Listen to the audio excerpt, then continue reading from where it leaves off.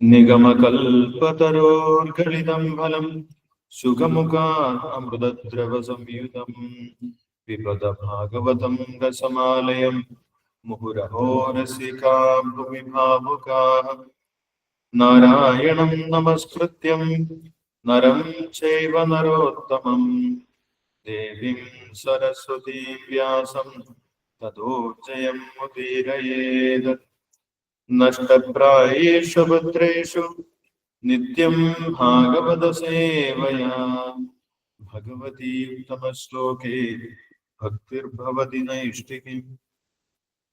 കൃഷ്ണായ വാസുദേവായ ദേവകീ നന്ദനായ ച നന്ദഗോപകുമാരായ ഗോവിന്ദായ നമോ നമഃ. കൃഷ്ണ ശ്രീമദ് ഭാഗവതം ചതുർത്ഥ സ്കന്ധം അധ്യായം 24 മഹാദേവനാൽ ആലപിക്കപ്പെട്ട ഗാനം കീർത്തിക്കുന്നു. ശ്ലോകം 6 മുതൽ 10 വരെ വായിക്കാം.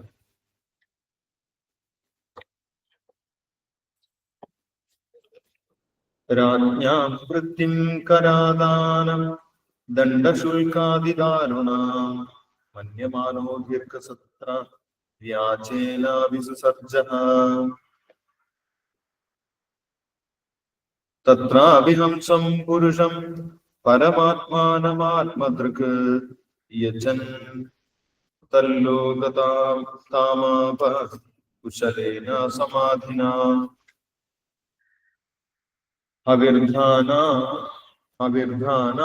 അവിർധാനി വിദുരാസൂതശുതാൻ ബർഹിഷതം ഗയം ശുക്ലം കൃഷ്ണം സത്യം ജിതവ്രതം.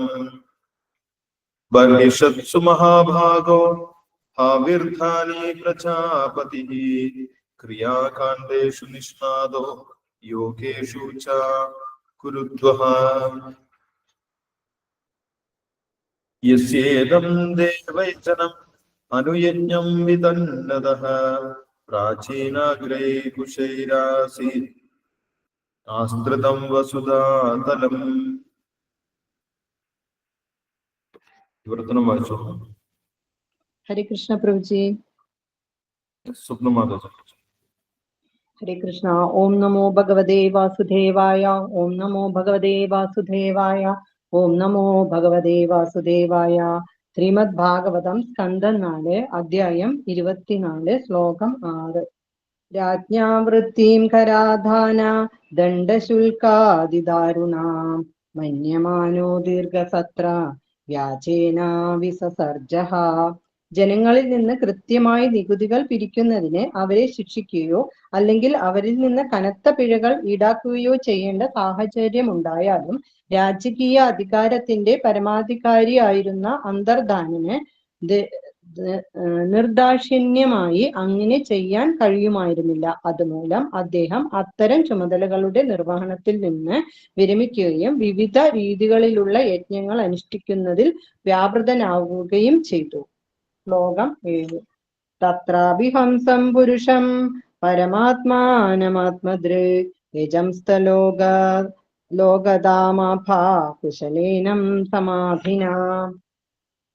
അന്തർധാന മഹാരാജാവ് സ്വയം സാക്ഷാത്കരിച്ച ആത്മാവായിരുന്നതിനാൽ യജ്ഞാനുഷ്ഠാനങ്ങളിൽ മുഴുകിക്കഴിയുമ്പോഴും തന്റെ ഭക്തന്മാരുടെ എല്ലാ ഭയങ്ങളും ദൂരീകരിക്കുന്ന ഭഗവാനു വേണ്ടിയുള്ള ഭക്തിയുത സേവനവും ബുദ്ധിപൂർവം അനുഷ്ഠിച്ചു. അപ്രകാരം ഭഗവാനെ ആരാധിച്ച അന്തർധാന മഹാരാജാവ് ഭക്തിയുടെ ഹർഷോന്മാദത്താൽ മതിമറന്ന് വളരെ അനായാസം ഭഗവാന്റെ ഗ്രഹം പുൽകി. ശ്ലോകം 8. ഹവിർധാനി വിദുരാസുതഷട്സുതാൻ ബർഹിഷദം ഗയം ശുക്ലം കൃഷ്ണം സത്യം ജിതവ്രതം. അന്തർധാന മഹാരാജാവിന്റെ പുത്രൻ ഹവിർധാനന് അവന്റെ പത്നി ഹവിർധാനിയിൽ ബർഹിഷതി, ഗയൻ, ശുക്ലൻ, കൃഷ്ണൻ, സത്യൻ, ജിതവ്രതൻ എന്നിങ്ങനെ 6 പുത്രന്മാരുണ്ടായി. ശ്ലോകം 9. ബർഹിഷ സുമഹാബാഹോ ഹവിർധാനി പ്രജാപതി ക്രിയാകാണ്ഡേഷു നിഷ്ണതോ യോഗേഷു ച കുരുദ്വഃ. മഹാമുനി മൈത്രേയൻ തുടർന്നു. എന്റെ പ്രിയപ്പെട്ട വിതുര, ഹവിർധനന്റെ അതിശക്തനായ പുത്രൻ ബർഹിഷദൻ വിവിധ രീതികളിലുള്ള ഫലേച്ഛായജ്ഞങ്ങളുടെയും നിഗൂഢ യോഗത്തിന്റെയും അനുഷ്ഠാനങ്ങളിൽ വളരെ വൈദഗ്ധ്യമുള്ളവനായിരുന്നു. അവന്റെ ഈ മഹായോഗ്യതകളാൽ അവൻ പ്രജാപതി എന്നറിയപ്പെട്ടു. ശ്ലോകം 10. യസ്യേദം ദേവയജനം അനുയജ്ഞം വിദന്യതഃ പ്രാചീനാഗ്രേ കുശേയാസി ആസ്തൃതം വസുധാതലം. ബഹിഷത് മഹാരാജാവ് ഭൂലോകത്തുടനീളം നിരവധി യജ്ഞങ്ങൾ ആചരിച്ചു. അവൻ കുശപ്പുല്ലുകൾ അഗ്രങ്ങൾ പൂർവദിക്കിന് അഭിമുഖമാക്കി ഭൂമിയിൽ വിതറി. ഹരേ കൃഷ്ണ ഹരേ കൃഷ്ണ ഹരേ കൃഷ്ണ കൃഷ്ണ കൃഷ്ണ ഹരേ ഹരേ, ഹരേ രാമ രാമ രാമ ഹരേ ഹരേ. ഹരേ കൃഷ്ണ പ്രഭുജി, ഹരേ കൃഷ്ണ. ഹരേ കൃഷ്ണ. Thank you Swapnamalaji. ഹരേ കൃഷ്ണ. മൈത്രേയ മഹർഷി പൃഥു മഹാരാജാവിന്റെ ചരിത്രം വിശദീകരിച്ചതിന് ശേഷം പൃഥു മഹാരാജാവിന്റെ പിൻഗാമികളെ കുറിച്ചാണ് ഇവിടെ പറഞ്ഞിട്ടുള്ളത്. പൃഥു മഹാരാജാവിന്റെ പുത്രൻ വിജിതാശൻ ഇന്ദ്രനിൽ നിന്ന് ആകാശത്തെ തിരിച്ചു വന്നതുകൊണ്ട് അദ്ദേഹം മഹർഷിമാർ വിജിതാശൻ എന്ന പേര് കൊടുത്തിട്ടുണ്ടായിരുന്നു. അദ്ദേഹത്തിന് അന്തർധാനൻ എന്ന മറ്റൊരു പേര് കൂടിയുണ്ട് എന്ന് നമ്മൾ കഴിഞ്ഞ ദിവസം കണ്ടു. ഇന്ദ്രനെ ആക്രമിക്കാതിരുന്നത് കൊണ്ട്, ആകാശത്തെ തട്ടിക്കൊണ്ടുപോയിട്ടും ദേവേന്ദ്രനെ, സന്യാസ വേഷത്തിലിരുന്ന ദേവേന്ദ്രനെ ആക്രമിക്കാതിരുന്നത് കൊണ്ട് അദ്ദേഹത്തിന് അന്തർധാനൻ എന്നുള്ള പേര് കൂടി ലഭിച്ചു. അന്തർധാനം ചെയ്യാനുള്ള ശക്തിയും അദ്ദേഹത്തിന് ഇന്ദ്രൻ അനുഗ്രഹിച്ചു നൽകി. അദൃശ്യനായിട്ട് അദ്ദേഹത്തിന് സഞ്ചരിക്കാൻ സാധിക്കുമായിരുന്നു എന്നാണ് പറയുന്നത്.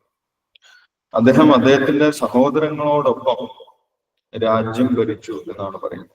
പൃഥു മഹാരാജാവിന് ശേഷം രാജ്യം ഭരിച്ചത് പുത്രനായിട്ടുള്ള വിജിതാശനായിരുന്നു. അദ്ദേഹത്തിന് 4 സഹോദരന്മാരുണ്ടായിരുന്നു. ആ 4 സഹോദരന്മാർക്കും സാമ്രാജ്യത്തിന്റെ 4 ഭാഗങ്ങൾ അദ്ദേഹം വിഭജിച്ചു നൽകി. അങ്ങനെ സഹോദരന്മാരോടൊപ്പം സഹകരണത്തോടു കൂടി അവർ പാണ്ഡവർ രാജ്യം ഭരിച്ചിരുന്നത് പോലെ രാജ്യം ഭരിച്ചിരുന്നു എന്നാണ് പറഞ്ഞത്. ആ വിജിതാശ്വന്റെ സഹോദരന്മാരുടെ പേരുകൾ നമ്മൾ കഴിഞ്ഞ ദിവസം കണ്ടിട്ടുണ്ടായിരുന്നു. ഹരിയക്ഷൻ, ധൂമ്രകേശൻ, മൃഗൻ, ദ്രവിഡൻ ഇങ്ങനെയുള്ള സഹോദരന്മാർക്കാണ് വിജിതാശൻ രാജ്യം വിഭജിച്ച് നൽകിയിട്ടുണ്ടായിരുന്നത്. പിന്നീട് വിജിതാശന്റെ പുത്രന്മാരുടെ പേരുകൾ നമ്മൾ കണ്ടിട്ടുണ്ടായിരുന്നു. വിജിതാശൻ വിവാഹം ചെയ്തിരുന്നത് ശിഖണ്ഡിനിയെയും നഭസ്വതിയുമായിരുന്നു. ശിഖണ്ഡിനിയിൽ 3 പുത്രന്മാരുണ്ടായിരുന്നു. പാവകൻ, പവമാനൻ, ശുചി. പാവകൻ, പവമാനൻ, ശുചി ഇവർ അഗ്നിദേവന്റെ അവതാരങ്ങളായിരുന്നു. അഗ്നിദേവന്റെ വിസ്തരങ്ങളായിരുന്നു 3 പേരും എന്ന് പറയുന്നു. വസിഷ്ഠമുനിയുടെ ശാപം ലഭിച്ചാണ് അവര് വിജിതാശന്റെ പുത്രന്മാരായിട്ട് ജനിക്കുന്നത്. പിന്നീട് നഭസ്വതിയിൽ അദ്ദേഹത്തിന് ഒരു പുത്രൻ ഉണ്ടായിരുന്നു. ഹവിർധാനൻ എന്നാണ് ആ പുത്രന്റെ പേര്. ഹവിർധാനൻ എന്നാണ് ആ പുത്രൻ അറിയപ്പെട്ടിരുന്നത്. വിജിതാശന്റെ സ്വഭാവത്തെ കുറിച്ചാണ് നമ്മൾ ഇന്ന് വായിച്ച ശ്ലോകത്തിൽ പറയുന്നത്. 6ാമത്തെ ശ്ലോകത്തിൽ പറയുന്നത്, വിജിതാശൻ ഒരു പൂർണ്ണമായിട്ടും ക്ഷത്രിയ സ്വഭാവമുള്ള വ്യക്തിയായിരുന്നില്ല എന്നാണ് പറയുന്നത്. അദ്ദേഹത്തിന് ബ്രാഹ്മണീയമായിട്ടുള്ള സ്വഭാവമായിരുന്നു കൂടുതൽ. മറ്റുള്ളവരോട് ദയ, ക്ഷമ ഇങ്ങനെയുള്ള ക്വാളിറ്റീസ് ആയിരുന്നു അദ്ദേഹത്തിന് കൂടുതൽ എന്ന് പറയുന്നത്. അതുകൊണ്ട് തന്നെ അദ്ദേഹം ജനങ്ങളെ എല്ലാവരെയും ഒരേപോലെ കണ്ടു, എല്ലാവരോടും ദയാപൂർവം പെരുമാറി. ജനങ്ങളിൽ നിന്ന് യാതൊരു ദയമില്ലാതെ നിർദാക്ഷിണ്യമായിട്ട് കരം പിരിക്കുന്നതിന് അദ്ദേഹത്തിന് സാധിക്കുമായിരുന്നില്ല എന്നാണ് പറയുന്നത്. ക്ഷത്രിയൻ മറ്റുള്ളവരോട് ചില സമയത്ത് നിർദാക്ഷിണ്യമായിട്ട് പെരുമാറേണ്ടി വരും. തെറ്റുകൾ ചെയ്യുന്നവരോട് ദയയില്ലാതെ അവരെ ശിക്ഷിക്കേണ്ടി വരും. ക്ഷത്രിയോഹി പ്രജാദണ്ഡൻ, അവരെ ശിക്ഷിക്കുക എന്നുള്ളതാണ് ക്ഷത്രിയന്റെ ചുമതല. പക്ഷെ വിജിതാശന് തന്റെ സ്വഭാവം മൂലം അങ്ങനെ ശിക്ഷിക്കാൻ സാധിക്കുമായിരുന്നില്ല എന്നാണ് പറയുന്നത്. അദ്ദേഹം എല്ലാവരോടും കാരുണ്യമുള്ളവരായിരുന്നു. ക്ഷത്രിയൻ അങ്ങനെ കാരുണ്യം പ്രകടിപ്പിക്കാൻ സാധിക്കുമായിരുന്നില്ല. അർജുനൻ അനവസരത്തിൽ യുദ്ധഭൂമിയിൽ വെച്ച് ബന്ധുക്കളോട് കാരുണ്യം പ്രകടിപ്പിച്ച സമയത്ത് ഭഗവാൻ അർജുനനെ ചീത്ത പറയുക, അല്ലെ, അർജുനനെ വഴക്ക് പറയുന്നു. അനാര്യജുഷ്ടം അസ്വർഗ്യം അകീർത്തികരം അർജുന ഉദസ്ത്വാകസ്മലമിതം വിഷമേ സമുപസ്ഥിതം. നിനക്ക് എവിടുന്നാണ് ഈ ദോഷം വന്നു പറ്റിയിട്ടുള്ളത്? ഇത് നിനക്ക് യോജിച്ചതല്ല. നീ ഇങ്ങനെ ബന്ധുക്കളോട് കൃപ കാണിക്കേണ്ട ആവശ്യമില്ല. അവര് അധർമ്മികളാണ്. അവരോട് യുദ്ധം ചെയ്ത് അവരെ തോൽപ്പിക്കുക എന്നുള്ളതാണ് നിന്റെ ധർമ്മം. പക്ഷെ അർജുനൻ ആ സമയത്ത് അനവസരത്തിൽ കൃപ തോന്നിയിട്ടുണ്ടായി. കൃപയാ പരയാവിഷ്ടം വിഷീതന്നിതം അപ്രവ്യം എന്ന് നമ്മൾ കണ്ടിട്ടുണ്ട്.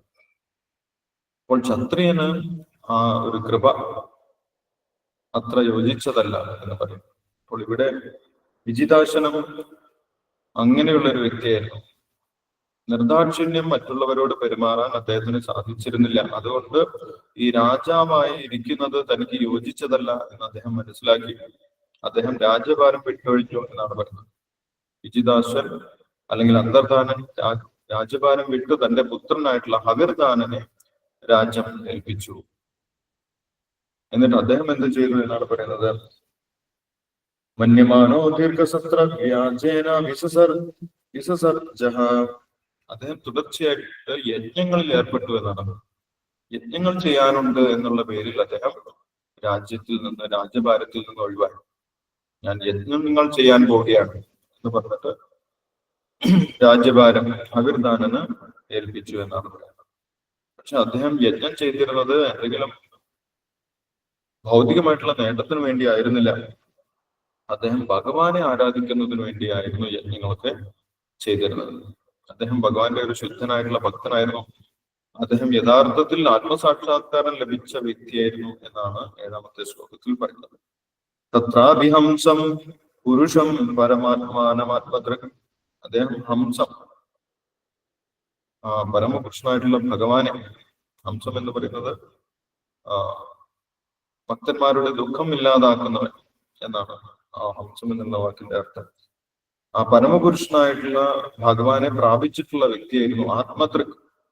ആത്മാവിനെ ദർശിച്ചിട്ടുള്ള വ്യക്തിയായിരുന്നു. ആത്മസാക്ഷാത്കാരം ലഭിച്ചിട്ടുള്ള വ്യക്തിയായിരുന്നു. അതുകൊണ്ടാണ് അദ്ദേഹം എല്ലാവരെയും ഒരേപോലെ കണ്ടത്. ആത്മസാക്ഷാത്കാരം ലഭിച്ച വ്യക്തി, മുക്തി ലഭിച്ച വ്യക്തി എല്ലാവരെയും ഒരേപോലെ കാണും എന്ന് പറയുന്നത് അല്ലെ. ബ്രഹ്മഭൂത പ്രസന്നാത്മ ന ശോചതി ന കാംക്ഷതി സമ സർവേഷു ഭൂതേഷു. എല്ലാവരെയും ഒരേപോലെയാണ് ആത്മസാക്ഷാത്കാരം ലഭിച്ച വ്യക്തി കാണുന്നത്. അതുകൊണ്ട് അദ്ദേഹത്തിന് ആ ഒരു ക്ഷത്രിയ സ്വഭാവത്തിൽ പ്രവർത്തിക്കാൻ സാധിച്ചിരുന്നില്ല. അദ്ദേഹം യജ്ഞങ്ങൾ ചെയ്യുന്നതിന് വേണ്ടി രാജ്യഭാരം ഒഴിവായി യജ്ഞങ്ങൾ തുടർച്ചയായി ചെയ്യാൻ തുടങ്ങി. മാത്രമല്ല അദ്ദേഹം യജ്ഞങ്ങൾ ചെയ്തിരുന്നത് ഭഗവാന്റെ തൃപ്തിക്ക് വേണ്ടിയായിരുന്നു. യജ്ഞങ്ങൾ ചെയ്യുന്നതോടൊപ്പം തന്നെ അദ്ദേഹം ഭഗവാനെ കുറിച്ച് കൂടുതൽ കേൾക്കുകയും ഭഗവാനെ കീർത്തിക്കുകയും ചെയ്യുമായിരുന്നു. രാജ്യഭാരം വിട്ടൊഴിയുന്നതിന് മാത്രമാണ് അദ്ദേഹം യജ്ഞം എന്നുള്ളൊരു മാർഗം സ്വീകരിച്ചിട്ടുള്ളത്. യഥാർത്ഥത്തിൽ അദ്ദേഹം ചെയ്തിരുന്നത് ഭഗവാന്റെ ഭക്തിയായിരുന്നു എന്നാണ് പറയുന്നത്. അങ്ങനെ ഭഗവാനെ കുറിച്ച് കേൾക്കുകയും ഭഗവാനെ കുറിച്ച് കീർത്തിക്കുകയും ചെയ്യുന്നതിലൂടെ അദ്ദേഹം പെട്ടെന്ന് തന്നെ ഭഗവാനിലേക്ക് തിരിച്ചുപോയി എന്നാണ് പറയുന്നത്. അദ്ദേഹത്തിന് വളരെ എളുപ്പത്തിൽ വൈകുണ്ഠ ലോകത്തിലേക്ക് പൃഥ്വിരാജാവ് പോയിട്ടുള്ളത് പോലെ വൈകുണ്ഠ ലോകത്തിലേക്ക് വളരെ എളുപ്പത്തിൽ തിരിച്ചു പോകാൻ സാധിച്ചു എന്നാണ് പറയുന്നത്. കുശലേന സമാധിനാണ്. കുശലേന വളരെ ഈസിയായി വളരെ എളുപ്പത്തിൽ ഭഗവാനെ കുറിച്ച് കേൾക്കുകയും ഭഗവാനെ കീർത്തിക്കുകയും ചെയ്ത് അദ്ദേഹം തിരിച്ചുപോയി. വിജിതാശൻ തിരിച്ചുപോയി എന്ന് പറയും. ഇനി വിജിതാശന്റെ പുത്രനായിട്ടുള്ള ഹവിർധാനനെ കുറിച്ചാണ് പറയുന്നത്. ഹവിർധാനൻ നഭസ്വതിയുടെ പുത്രനായിട്ടുള്ള ഹവിർധാനന് 6 മക്കളുണ്ടായിരുന്നു എന്നാണ് 8ാമത്തെ ശ്ലോകത്തിൽ പറയുന്നത്. ഹവിർധാനന്റെ പത്നിയുടെ പേര് ഹവിർധാനി.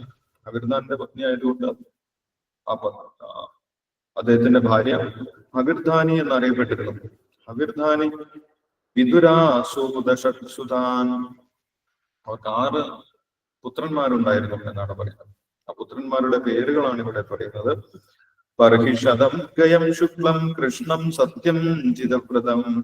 ബർഹിഷദം ഗയം ശുക്ലം കൃഷ്ണം സത്യം ജിതവ്രതം. ഈ പേരുകളിൽ അവർ അറിയപ്പെട്ടിരുന്നു. അതുകൊണ്ടാണ് ബർഹിഷദൻ എന്നാണ് പുത്രന്റെ പേര്. ബർഹിഷദൻ എന്ന നാമത്തിൽ അറിയപ്പെട്ടിരുന്നവൻ എന്നാണ് ബർഹിഷദം എന്നുള്ള വാക്കാണ്. ഗയൻ എന്നുള്ള പേരിൽ അറിയപ്പെട്ടിരുന്നവൻ ഗയം. ശുക്ലം കൃഷ്ണൻ എന്നുള്ള പേരോട് കൂടിയവൻ, അതാണ് കൃഷ്ണൻ. സത്യൻ എന്നുള്ള പേരോട് കൂടിയവൻ സത്യം. ജിതവ്രതൻ എന്നുള്ള പേരോട് കൂടിയവൻ, അതാണ് ജിതവ്രതം എന്ന് കൊടുത്തിട്ടുള്ളത്. അങ്ങനെ 6 പുത്രന്മാരാണ് അവിർധാനൻ ഉണ്ടായിരുന്നത്, അവിർധാനിയിൽ ഉണ്ടായിരുന്നത്. ബർഹിഷദം ഗയം ശുക്ലം കൃഷ്ണം സത്യം ജിതവ്രതം. അതിൽ ബർഹിഷദനെ കുറിച്ചാണ് മൈത്രേയ മഹർഷി എടുത്തു പറയുന്നത്. അവിർധാനന്റെ പുത്രനായിട്ടുള്ള അവിർധാനിയുടെയും പുത്രനായിട്ടുള്ള ബർഹിഷദ്. ആ ബർഹിഷദ് കൂടുതൽ ശക്തിമാനായിരുന്നു, വലിയ ഭാഗ്യമാനായിരുന്നു എന്നാണ് 9ാമത്തെ ശ്ലോകത്തിൽ പറയുന്നത്. ബർഹിഷത്സു മഹാഭാഗോ. ബർഹിഷദ് രാജാവ് വളരെ ഭാഗ്യവാനായിരുന്നു. കാരണം എന്താണ്? അദ്ദേഹം പ്രജാപതി എന്നുള്ള പദവിക്ക് അർഹനായിരുന്നു. അവിർധാനി പ്രജാപതി, അവിർധാനിന്റെ പുത്രനായതുകൊണ്ട് അദ്ദേഹം ആവിർധാനി എന്നും അറിയപ്പെട്ടിരുന്നു. അവിർധാനന്റെ പുത്രൻ. അദ്ദേഹം പ്രജാപതി പദം അലങ്കരിച്ച വ്യക്തിയായിരുന്നു എന്നാണ് പറയുന്നത്. ലോകത്തെ മുഴുവൻ പ്രജകളെ കൊണ്ട്, സത്പുത്രന്മാരെ കൊണ്ട് നിറയ്ക്കാൻ നിയോഗിക്കപ്പെട്ടിട്ടുള്ള അതിശക്തരായിട്ടുള്ള രാജാക്കന്മാരെയാണ് പ്രജാപതി എന്ന് പറയുന്നത്. കർദമ പ്രജാപതി, സ്വയംഭൂമനു പ്രജാപതി, ദക്ഷപ്രജാപതി, ഇങ്ങനെയുള്ള ശക്തരായിട്ടുള്ള വ്യക്തികൾ. അവർക്ക് ധാരാളം സത്പുത്രന്മാരെ ഉത്പാദിപ്പിക്കാനുള്ള കഴിവുണ്ട്. അങ്ങനെ ബ്രഹ്മാവ് അവരെ പ്രജാപതികളായിട്ട് നിയോഗിക്കാറുണ്ടായിരുന്നു. അങ്ങനെ പ്രജാപതിയായിട്ട് നിയോഗിക്കപ്പെട്ട വ്യക്തിയായിരുന്നു ബർഹിഷദ് മഹാരാജാവ് എന്നാണ് പറയുന്നത്. ബർഹിഷത്സു മഹാഭാഗോ ഹാവിർധാനി പ്രജാപതി. അദ്ദേഹത്തിന്റെ താല്പര്യം എന്താണ് എന്നാണ് ഇവിടെ പറയുന്നത്. അദ്ദേഹം എന്താണ് കൂടുതൽ ചെയ്തിരുന്നത്? ക്രിയാകാണ്ഡേഷു നിഷ്ണാദോ യോഗേഷു ച കുരുദ്വഹ. ക്രിയാകാണ്ഡേഷു, അദ്ദേഹത്തിന് കൂടുതൽ കർമ്മമാർഗത്തിലായിരുന്നു താല്പര്യം. അദ്ദേഹത്തിന്റെ പിതാമഹൻ വിജിതാശനം യജ്ഞങ്ങളായിരുന്നു ചെയ്തിരുന്നത്. ഇവിടെ ബർഹിഷൻ, അദ്ദേഹത്തിന്റെ പുത്രന്റെ പുത്രനായിട്ടുള്ള ബർഹിഷദനും ധാരാളം യജ്ഞങ്ങൾ ചെയ്യുന്നതിൽ നിഷ്ണാതനായിരുന്നു, എക്സ്പേർട്ടായിരുന്നു, നൈപുണ്യമുള്ളവനായിരുന്നു എന്നാണ് പറയുന്നത്. ക്രിയാകാണ്ഡേഷു നിഷ്ണാദോ, അദ്ദേഹം യജ്ഞങ്ങൾ ചെയ്യുന്നതിൽ നിപുണനായിരുന്നു എന്ന് പറയുന്നു. പക്ഷെ വിജിതാശൻ ചെയ്തിരുന്നത് പോലെ ആയിരുന്നില്ല അദ്ദേഹം യജ്ഞങ്ങൾ ചെയ്തിരുന്നത്. വിജിതാശൻ ഭഗവാന്റെ സേവനം എന്നുള്ള നിലവാരത്തിലാണ്, ഭക്തി ചെയ്യാനുള്ള ഒരു മാർഗമായിട്ടാണ് വിജിതാശൻ യജ്ഞങ്ങൾ ചെയ്തിരുന്നത്, അല്ലെങ്കിൽ അന്തർധാനൻ യജ്ഞങ്ങൾ ചെയ്തിരുന്നത്. പക്ഷെ ഇവിടെ ബർഹിഷദ് മഹാരാജാവ് കൂടുതൽ കർമ്മകാണ്ഡത്തിലായിരുന്നു അദ്ദേഹത്തിന് താല്പര്യം. കർമ്മകാണ്ഡം എന്ന് പറഞ്ഞു കഴിഞ്ഞാൽ എന്തെങ്കിലും ഫലം ഇച്ഛിച്ചുകൊണ്ടായിരുന്നു അദ്ദേഹം യജ്ഞങ്ങൾ ചെയ്തിരുന്നത്. ഇന്ന യജ്ഞം ചെയ്തു കഴിഞ്ഞാൽ ഇന്ന ലോകത്തേക്ക് പോകാം, അല്ലെങ്കിൽ ഇന്ന യജ്ഞം ചെയ്തു കഴിഞ്ഞാൽ ഇന്ന നേട്ടം ഉണ്ടാകും എന്നുള്ള രീതിയിൽ യജ്ഞം ചെയ്യുന്നതിനെയാണ് കർമ്മകാണ്ഡത്തിലുള്ള യജ്ഞം എന്ന് പറയുന്നത്. ക്രിയാകാണ്ഡേഷു നിഷ്ണാദോ യോഗേഷു ച കുരുദ്വഹ. അദ്ദേഹം ക്രിയാകാണ്ഡത്തിലായിരുന്നു യജ്ഞങ്ങളൊക്കെ ചെയ്തിരുന്നത് എന്നാണ് ഇവിടെ പറയുന്നത്. അദ്ദേഹം എവിടെയൊക്കെ യജ്ഞം ചെയ്തു എന്നാണ് പറയുന്നത്? അദ്ദേഹം ലോകം മുഴുവൻ സഞ്ചരിച്ച് യജ്ഞം ചെയ്തു എന്നാണ് പറയുന്നത് 10ാമത്തെ ശ്ലോകത്തിൽ. കുശേരാസീതാസ്തൃതം വസുധാതലം. അദ്ദേഹം യജ്ഞം ചെയ്യാത്ത സ്ഥലമില്ല. ഭൂമിയിൽ എല്ലായിടത്തും, നഗരങ്ങളിലും ഗ്രാമങ്ങളിലും എല്ലാം സഞ്ചരിച്ച് തുടർച്ചയായിട്ട് ഒരു സ്ഥലത്ത് കഴിഞ്ഞാൽ അടുത്ത സ്ഥലത്ത്, അത് കഴിഞ്ഞാൽ മറ്റൊരു സ്ഥലത്ത്, അങ്ങനെ യജ്ഞങ്ങൾ അദ്ദേഹം തുടർച്ചയായിട്ട് നടത്തിയിരുന്നു. അതുകൊണ്ട് അദ്ദേഹം കുശപ്പുല്ല് വിതറാത്ത പ്രദേശമില്ല എന്നാണ് പറയുന്നത്. യജ്ഞം ചെയ്യുന്ന സമയത്ത് കുശപ്പുല്ല് വിരിച്ച് അതിലാണ് ഇരിക്കുന്നത്. അപ്പോൾ അദ്ദേഹം കുശപ്പുല്ല് വിതറാത്ത, യജ്ഞം ചെയ്യാത്ത സ്ഥലം ഭൂമിയിൽ ഉണ്ടായിരുന്നില്ല എന്ന് പറയും. അങ്ങനെ തുടർച്ചയായിട്ട് അദ്ദേഹം യജ്ഞങ്ങൾ ചെയ്തു പോകും എന്നാണ് പറയുന്നത്. ശീലപ്രഭാതന ഭാവാർത്ഥത്തിൽ പറയുന്നുണ്ട്, കലിയുഗത്തിലും നമ്മൾ ഇങ്ങനെ യജ്ഞം ചെയ്യണം. എങ്ങനെ യജ്ഞം ചെയ്യണം? എല്ലായിടത്തും ഭഗവാന്റെ നാമസങ്കീർത്തന യജ്ഞം ചെയ്യണമെന്നാണ് പറയുന്നത്. കലിയുഗത്തിൽ എല്ലായിടത്തും ചൈതന്യ മഹാപ്രഭു പറയുന്നത് പോലെ നഗരാധിഗ്രാമ പൃഥ്വീചേ അചേ നഗരാധിഗ്രാമ സർവത്ര പ്രചാര വൈവേമരതാണ്. ഭഗവാന്റെ നാമസങ്കീർത്തനം എല്ലായിടത്തും, നഗരങ്ങളിലും ഗ്രാമങ്ങളിലും എല്ലായിടത്തും ചെയ്യണമെന്നാണ് ചൈതന്യ മഹാപ്രഭു നിർദ്ദേശിച്ചിട്ടുള്ളത്. അപ്പോൾ പരീക്ഷിത് മഹാരാജാവ് എല്ലായിടത്തും യജ്ഞം ചെയ്തതുപോലെ കലിയുഗത്തിൽ യാതൊരു പണച്ചെലവുമില്ലാതെ പരീക്ഷിത് മഹാരാജാവ് വലിയ സാമ്പത്തികമായിട്ട് ചെലവുള്ള യജ്ഞങ്ങളാണ് നടത്തിയിരുന്നത്. പക്ഷെ കലിയുഗത്തിൽ യജ്ഞം ചെയ്യുന്നതിന് ഒരു ചെലവുമില്ല എന്നാണ് പറയുന്നത്. എല്ലായിടത്തും പോയിട്ട് നാമസങ്കീർത്തനം ചെയ്താൽ മാത്രം മതി. അങ്ങനെ എല്ലായിടത്തും നാമസങ്കീർത്തനം ചെയ്തു കഴിഞ്ഞാൽ ലോകത്തിൽ വലിയ സന്തോഷം ഉണ്ടാകും, ജനങ്ങൾക്ക് സമാധാനം സന്തോഷം ഉണ്ടാകും എന്നൊക്കെ ശീലപ്രഭാതർ എടുത്തു പറയുന്നുണ്ട്. ഹരേ കൃഷ്ണ കൃഷ്ണ കൃഷ്ണ ഹരേ ഹരേ, ഹരേ രാമ രാമ രാമ ഹരേ ഹരേ എന്നുള്ള യജ്ഞം, നാമസങ്കീർത്തനം ഒരു ചെലവുമില്ലാത്തതാണ്. പക്ഷെ അതിലൂടെ വലിയ, നമുക്ക് കാണാൻ കഴിയാത്ത നേട്ടങ്ങൾ അതിലൂടെ ഉണ്ടാകും എന്ന് ശീലപ്രഭാതർ എടുത്തു പറയുന്നു. അടുത്ത ശ്ലോകങ്ങളിൽ ബർഹിഷത് മഹാരാജാവിന്റെ പത്നിയെ കുറിച്ചും പുത്രന്മാരെ കുറിച്ചും ഒക്കെ പറയുന്നുണ്ട്. നമുക്ക് അടുത്ത ദിവസം നോക്കാം. നമുക്ക് നാമജപം തുടരാം. ഹരേ കൃഷ്ണ. ഹരേ കൃഷ്ണ പ്രഭു. ഹരേ കൃഷ്ണ പ്രഭു. ശിവരാമൻ ജയ ശ്രീകൃഷ്ണ ചൈതന്യ പ്രഭു നിത്യാനന്ദ ശ്രീ അദ്വൈത ഗദാധര ശ്രീവാസാദി ഗൗര ഭക്തവൃന്ദ. ഹരേ കൃഷ്ണ കൃഷ്ണ.